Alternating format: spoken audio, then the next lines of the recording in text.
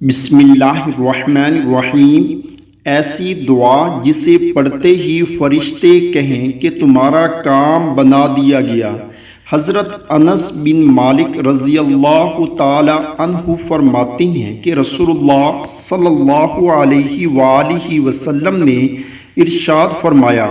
جب کوئی شخص گھر سے نکلتے وقت یہ دعا پڑھے، بسم اللہ توکلت علی اللہ لا حول ولا قوت الا باللہ، میں اللہ کا نام لے کر نکل رہا ہوں، اللہ ہی پر میرا بھروسہ ہے، کسی خیر کے حاصل کرنے یا کسی شر سے بچنے میں کامیابی اللہ ہی کے حکم سے ہو سکتی ہیں،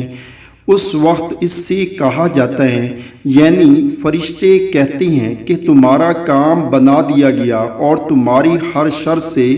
حفاظت کی گئی، شیطان نامراد ہو کر اس سے دور ہو جاتا ہے۔